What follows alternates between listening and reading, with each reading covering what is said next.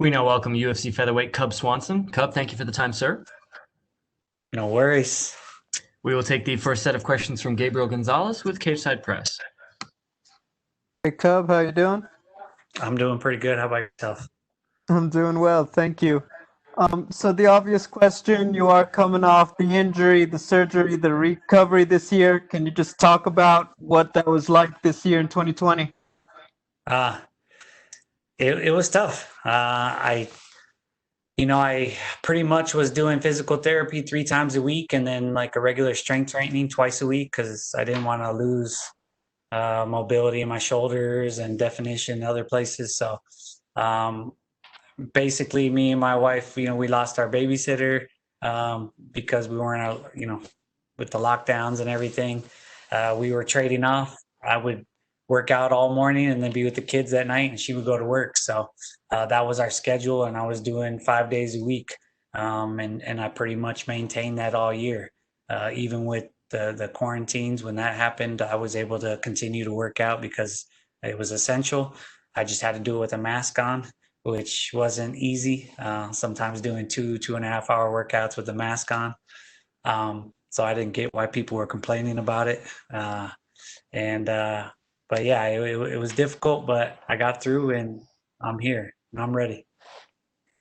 I saw you talk to MMA Junkie Radio, and you brought up something that I'd really like to know a lot more about. You spoke to Dominic Cruz about getting unranked, like asking them to take away your ranking. How the heck does that work? Because I feel like a bunch of guys would benefit from that. Well, it's not something I did. Unfortunately, it worked out that I got unranked by losing fights. But it was just something that he said to me when we were at the PI a while ago, and I was like, man, I never thought of that. Didn't even know that was an option. But all I was trying to make the point was is that it is a little freeing, somewhere along the line, and I've said this many times, that my goal when I got into the sport was to just try to be a better human and to try to see how good I could be. By accomplishing goals. But somewhere along the line, you feel like you have to be the world champ to be validated that, doing this as a career. And I feel like I earned the right to try, but was never given that opportunity multiple times. So that left me a little bitter over time.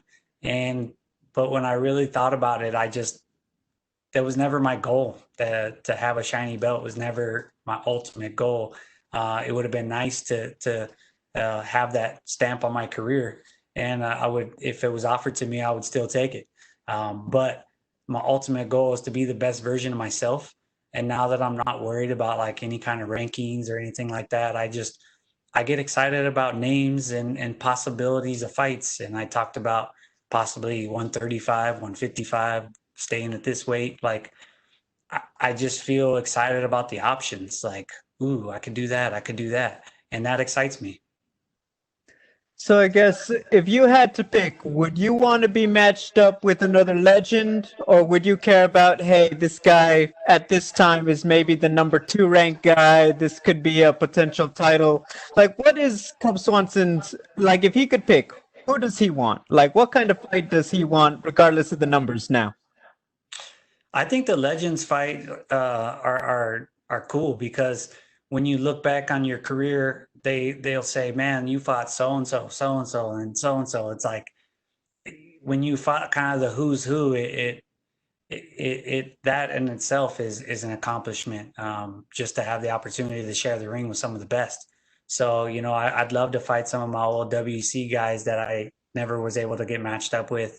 Um, but I'm still up for fighting the hungry up and comers and trying to teach them a lesson. But the thing about the whole rankings is like I just never was gonna try to beg or plead my case. Like I see some of the guys now that are like arguing over social media about how bad they want it and trying to like pick fights, and that doesn't interest me. I just want a fight, and I want to train for it, and I want to win. That's what I like to do. I don't want to be bickering and arguing and doing the whole "hey, look at me" thing. That I'm just not into that part of it. Okay, thank you, Cub. Appreciate the time. Mm-hmm. We will take our next set of questions from Stephen Morocco with MMA Fighting. Hey Cub, so the last time we saw you, you shut down Kron. Then you did this grappling competition. You did a great job. You tore your knee. How much, if at all, do you think about luck in the fight game and specifically your luck? I mean, I think about it sometimes, and um, I don't really think I have bad luck. I think that, one thing that I've prided myself on is that, tough situations, make for tougher people. And that was one of my goals as well as getting into the sport, is I wanted to be a tougher human. I wanted to be, a tougher man. And basically when I had kids, I'd be able to be like a superhero to them. And I feel like I'm accomplishing that. So all these like tough times that I've had in my career, I've just been able to prove that I can persevere, and to me that means everything. What sort of care do you think you're going to need long term for the injuries that you sustained in the octagon? I wonder that, especially like I said, with having kids, I just hope that I'm able to, have health insurance all the way through and get the things I need to get done.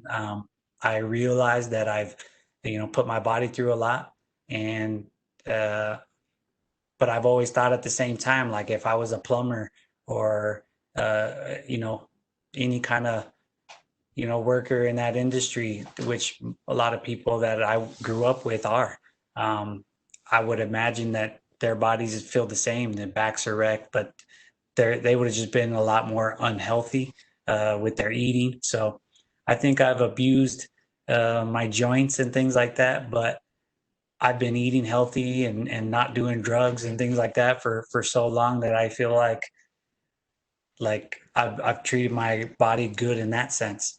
So yeah, like I said, it's on my mind here and there, but I think as long as I stay in shape and do all the things necessary to clean up my joints and do all that kind of stuff, that I'll be fine. Do you think that the UFC should offer any kind of long-term insurance, health insurance for veterans like you? I definitely do, but that's not my call. I definitely think that a lot of these fighters should be taken care of long term. But I think that I feel like we're in that kind of situation where it's like the early NFL players, like we're the ones that kind of set the the standard, and then the people, the next generation, are probably going to get all those benefits when from us growing the sport. But I also can't try to rip on them in any way, because they've been blessed me with the opportunity to have a great life. And when I did injure this knee, that I was insured through the grappling tournament, and the UFC was like, no, we're going to handle it. And they took over and they made sure I got to see the right surgeon, and they were on top of it, paid for everything. So, they do a good job with things like that. But as far as like, making sure we're taken care of long term, I hopefully that happens in the future. Random question now. I don't think I know a fighter that's broken his hands more than you. And I was talking to Trevor Whitman, or Trevor Whitman was giving an interview to fighters, or to the media in Fight Island a little while ago, and he was talking about how difficult it is to punch with the correct knuckles when you put on the UFC glove. Do you experience that at all? Yeah, I've said it for a long time that I wasn't a fan of the way they're made. I don't think it's an easy fix. They've asked me, because I've been outspoken about it before. They've asked me what I would change about it, and I've kind of told them, but I don't think I have all the answers because I think it would take, definitely a team of people over time to make them perfect. But yeah, I definitely think that it's hard to grapple and strike and do all that with the gloves and the wraps that we have. Um, I definitely think that I have thinner bones in my hands. So that's a little bit of genetics, but yeah, I think the thing about boxing is their gloves are different, obviously, but you're always in a position to strike with the right angles and the right alignment.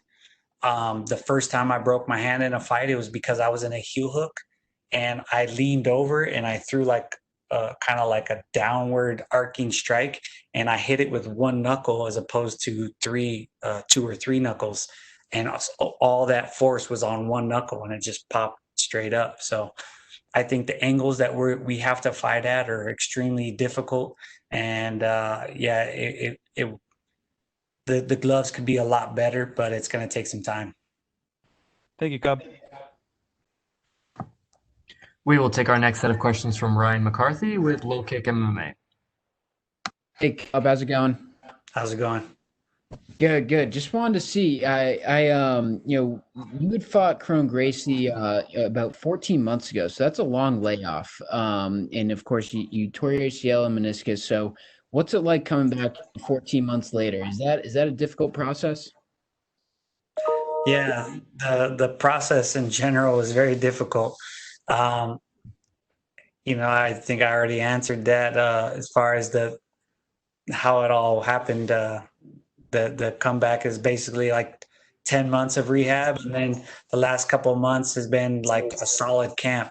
I was able to do some sparring way ahead of that, helping my buddy Juan Archuleta, and then I helped a couple other fighters, including Brian Ortega, and I was able to kind of test the waters, see what I could handle, what I couldn't handle. But by the time I started my fight camp, I was completely confident in my knee. And we trained all camp knowing that whoever I fought was going to try to kick me in the knee. So I'm very happy with what I was able to do and where I'm at. For sure. And you're coming back against a tough opponent in Daniel Pineda. He's also a veteran. So, what's your thoughts on Daniel going into this fight? I mean, my initial thoughts was he's tough everywhere. And one of the biggest things I see is no matter what position you're in, he's trying to do damage.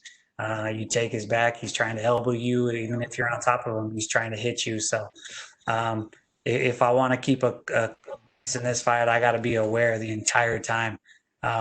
But yeah, he's pretty well rounded. I think his strength is probably his ground game, but he's obviously originally a wrestler.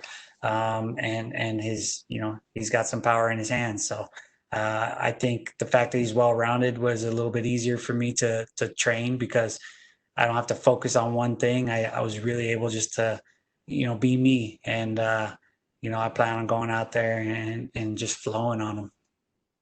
For sure. And one last thing was, I know you had mentioned, you like, you like fighting the up and comers, in the sport, and especially in the featherweight division. So, are there any names that are, on your list after this fight, in terms of up and comers in the featherweight division? As far as up and comers, I never really like to call anyone out because just the possibilities are endless, and I always like to see when I'm ready to fight who they have available and pick from those names. I don't like to pigeonhole myself with anyone in particular, but I definitely would like to run it back with Shane Burgos at some point. I feel like I didn't show my best in that match, and I think he's such an exciting fighter, and I am as well. And I feel like I could have done more in that fight, and it disappoints me. So that's a fight I'd like to do again in this division. Other than that, if they want to, pull a Rocky move and let me fight for the title, I'll take that. But other than that, I'd be open to fighting other weight classes or anyone. I don't care really. For sure. Well, I personally would love to see you fight for the title. That'd be awesome. But thanks for giving us some time here, Cub. I appreciate it. Look forward to your fight, and best of luck on Saturday. Thank you. I appreciate it.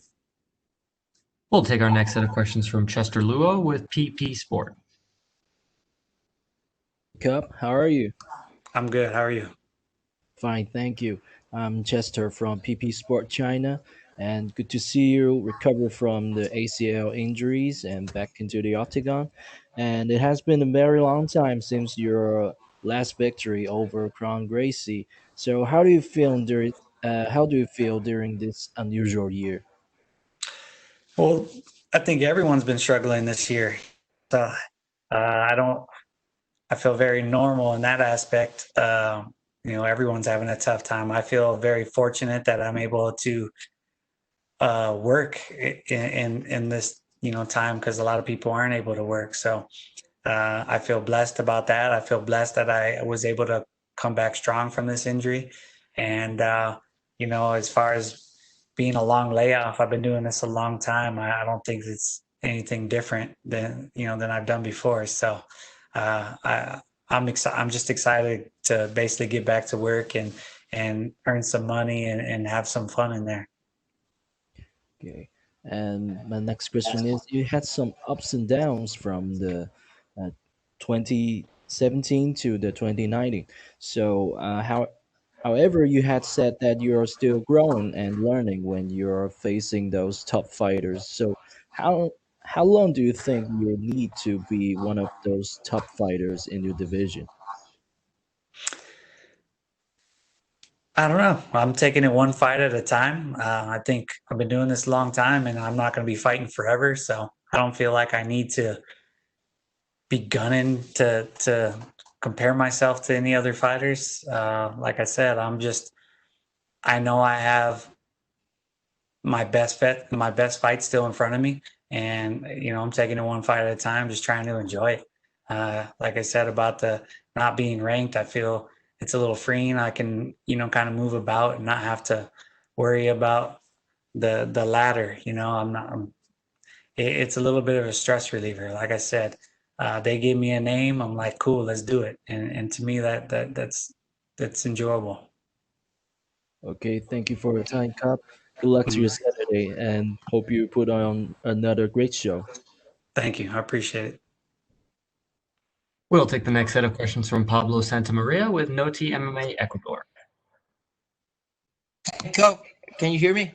Yes. Okay, the first thing I want to ask you is how went your recovery? Do you feel frustrated at any point because you want to be back on the octagon? Well, 100%. That financially it was a tough year, but I feel like it was for everybody. So, being able to just provide for my family was a little stressful, but knowing that when I was going to be healthy, that I would have a job to do was motivating to want to get back to full strength. But yeah, it was a frustrating time this whole year, and I feel very grateful to be here. I get it. I get it. So Daniel is a very tough competitor. He's a veteran in the game. Also, you are. Do you face everything on the octagon? So what do you expect from him as an opponent? Well, anytime I'm the bigger name in the sport, I know my opponent's going to take this as an opportunity to try to shine and build off of me. So I know that he's been working hard for a long time on the lower circuit, on some other organizations. He's been fighting top competition for a long time, just not in the UFC. So I know he sees this as a big opportunity. I know he's going to come hungry. So I've been preparing for that, and I'm ready. And I think that just makes for a fight of the night.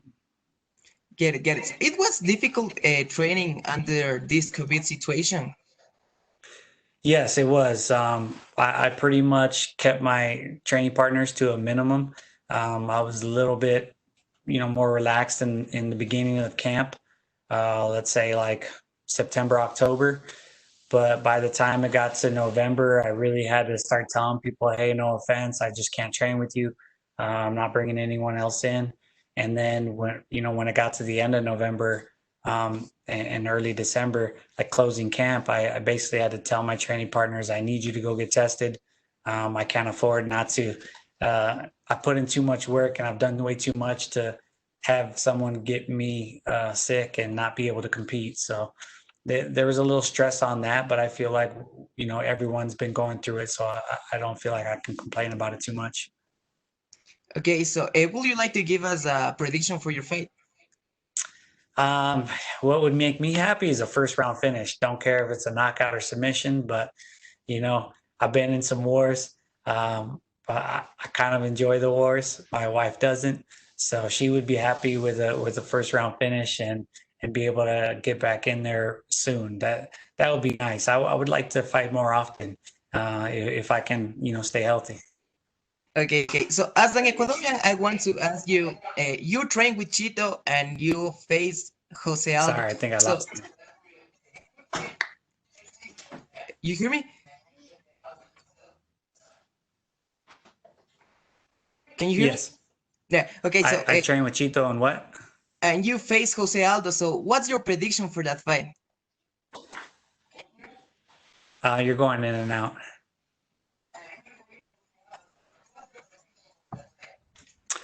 Man, that's a big step up for Chito, but he's gotten so much better. That I've known Chito since before the Ultimate Fighter, the Latin Ultimate Fighter, and he was at Jackson's, and I think he was one of the more inexperienced ones of the group that was there, and I felt like he was kind of treated like an outsider, and just to see him where he's at mentally and what he's done with his game and how far he's come and how hard he works, I'm really proud of him. And I think for him to be able to fight Jose Aldo is a huge opportunity for him. And as far as how I think the fight will go, I think I don't think he'll be the favorite in the fight, but I really like chances. I think that he's very unorthodox. You really don't know what he's going to throw. He's pretty well rounded, and he's game. Obviously, Aldo's been in a lot of wars. You kind of know what he brings to the table. You can game plan for him. So I really like Chito's chances. I think it's a tough fight, but I really could see him pulling it off, and I'd be happy for him. Okay. Would you like to send a message to your Ecuadorian fans? Of course. I've traveled all over. I haven't been to Ecuador yet. Chito has invited me many times, and that's one place I would love to go. One of my favorite things is to travel and meet fans in different countries and be kind of like a pioneer of the sport in these smaller places. So any Ecuadorian fans I have out there, I appreciate you, and if I come out there, please come see me. I'd love to meet you. Okay, thank you very much, Cub, and good luck on your fight. Thank you. We will take the next set of questions from Augusto Niez-Gay with Somos MMA. How are you? Yeah, I'm good. Okay, you have a ton of experience, but since this is your first fight during the pandemic, I want to know, because a lot of things of this fight week might be new for you. So how are you living this new normality in the fighting game? Well, it's been different, but I feel like I've kind of adjusted to it because I've been quarantined at home with my kids for the whole year. So this is I've had like 4 days break of no crying. So that has been, some stress off my back. But I'm enjoying the new experience. It hasn't bothered me at all. It's been pretty relaxed. We've been, it's usually, talking to you guys that stresses me out more than anything. So I haven't had to do too much of that. Just focus on the fight. And yeah, I'm excited. The fact that there's going to be no crowd, I'm excited about that too. I think it could really elevate my game and just have to focus on just my opponent, which I think is all I should be focusing on. Oh, so you prefer no crowd and at the stadium? Yeah. I honestly, I like the crowd. It's been awesome, but I really feel like there's tons of athletes that, don't shine when there's a crowd. So I just think that I spend a lot of time looking at sports and seeing like why some athletes make it and some don't. That's always intrigued me, and I feel like some of them just don't handle the crowd so well, and that extra pressure the crowd brings. I feel like fighting in an arena like this with no crowd and just you and your opponent is like being at the gym with a lot riding on it. My last question. You have been talking about this possibility of going up or down between divisions. So first, I want to know what's more likely for you, if 135 or 155. And if you say 135, I want to know what do you think about the rematch against Jose Aldo? Because I think a lot of fans would love that fight. Yeah, I think that if I, put my body through it, to go down to 135, the only two fights I'd really want is probably Aldo or Uriah, just for the fans' sake. But if I went up, it would be also like I said, like an Anthony Pettis or somebody that's exciting to me. People may want to see me and Charles Oliveira again or something.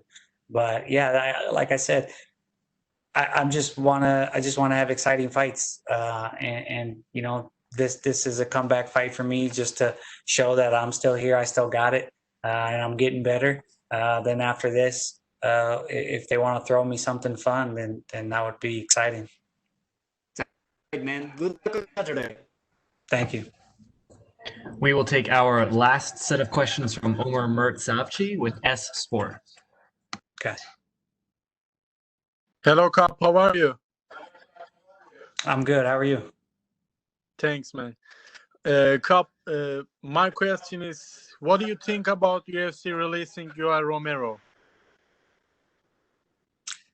I mean, I was kind of shocked, but I mean, from a business standpoint, I guess it makes sense. He got to fight for the title. He's fought all the guys at the top, and then I feel like at this point, all he's going to do is take out all the up and comers and get, stop them from getting title fights. But I mean, it's not my decision.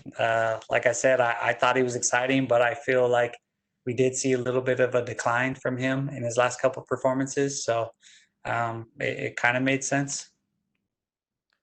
Okay, my last question. Who do you think is the greatest of all time in all MMA history? Whew. Hard question, right? Yeah.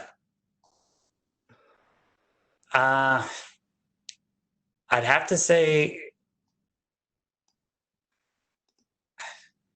I could there it's hard because for my reasons, I think Anderson Silva, has, stuck around a little longer than he probably should have. But he loves to compete, and I don't hate on the fact that he still wants to fight. John Jones is probably one of the most amazing we've seen. But with his issues outside and I feel like he shoots himself in the foot a lot. That kind of takes it away from me as well. I think George St. Pierre is probably one of my favorites because of the way he carried himself as a champion the whole time, and I think he represented the sport as as one of the best. So just because I like that, I'd probably say between him and Demetrius Johnson, who doesn't get enough credit. But yeah, I feel like it's kind of a hard question to answer because it depends on what part of the sport you're giving the most basis on. If it's on just dominating a division the longest, I feel like Anderson Silva. But for me, character comes into it, and so I'd have to say Demetrius and GSP. Okay, thank you, Cub. Good luck on Saturday. Thank you, I appreciate it.